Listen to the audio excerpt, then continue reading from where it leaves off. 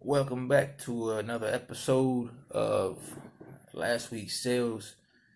I was gone for most of the week on vacation with my family this past week, so my store was on vacation mode, so I didn't make too many sales until the end of the week.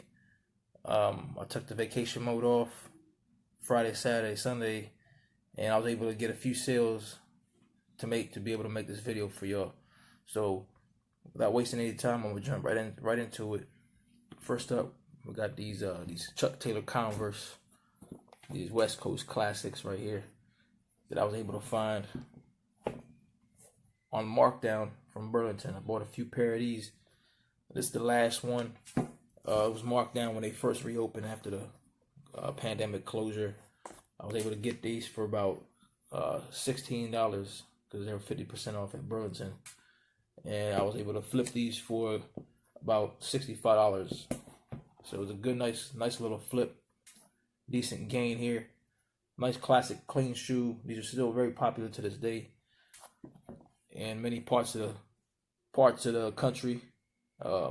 They're classics, especially in black. See them, pick them up, especially for that price. Next up, we got a thrift find. Y'all know I love thrifting as well. This was a thrift find.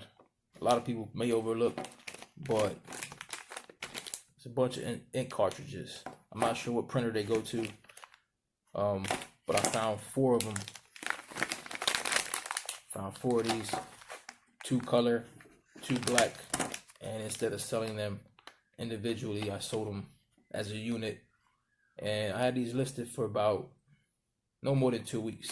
They were listed, they were priced at $1.99 each at the thrift store. I picked up all 4. It's about $6 investment. I ended up selling all 4 of these for $30. Very lightweight. I'm able to put these in an envelope, padded envelope, and ship these right off, first class. So after all the little fees and everything, I still made a good profit on these, and I'm very happy with this pickup. I'm glad I was able to find these and get rid of them so quick. Next up, I got these pair of shorts that I picked up from TJ Maxx. I don't go to TJ Maxx too often because I don't have too much luck there. They don't have shoes unless it's the holidays. Sometimes I get shoes, but I don't go in there too much. My local TJ Maxx doesn't have a very big men's department, but I just randomly went in there 2 weeks ago, and I was able to find these Redskin shorts, these Nike Vapor Flex Redskin shorts. Their retail price is $75. They had them listed for $15. They had about 5 left. I picked up 3, kept 1 for myself. I'm a big Redskins fan, but this was about 2 weeks ago, right before they changed the name. They got rid of the name, I should say, retired the name Redskins. So since then, I've been selling my inventory of Redskins stuff. People have been buying them for the past 2 weeks, and this was a nice little pickup. I mean, for $15, I ended up selling these for $50, and it's very light, so I can put this in a little poly envelope and ship it off first class, and good little profit, good little pickup, good little profit. I'm glad it's a quick move. I love these quick sales, so I'm happy with this purchase as well. Next up, I got a Ross find from the women's department. This was sitting there along with another pair. I picked up 2 of these NMDs. These are called the NMD R1 Pink Ash, I believe, and they were listed for $43. The retail price was $42. I picked up 2 pairs of these. There's the Flyknit material. It's a popular model. I picked up 2. As you know, the NMDs, they were really popular about 2 or 3 years ago. Still a popular shoe to wear, very comfortable, but not every model sells too well. So it's really hit and miss with these. So you really got to do your research before you pick them up. I looked at the comps on these before I picked them up at the store, and they were selling for about $90, $85, $90. So not a huge profit, but bought them for $30. Ended up selling these for about $86, $87. Very light, about a pound. Very soft material. I could be able to put these in a padded envelope, a big padded envelope, and sent these off that way. Save a couple dollars on shipping. After it's all said and done, I still made a good 30 bucks on these. So I'm happy with that. And it was a very quick sale. I only had them for, like I said, about a week and a half at the most. I still got one left, so I'm hoping that will sell just as quickly, but we'll see what happens. Nice pair of shoes though. Size 8.5 for women is a popular size. Next up, we got this Ross find. Now this is a college jersey, NCAA Arkansas Razorbacks, #1. Screen printed, good quality, very nice quality. Retail tag price is $100. I got this about a year ago. I got this last September, right before or right during the beginning of the college football season, when Ross had a big wave of college jerseys popping up left and right. Some schools sold really quickly.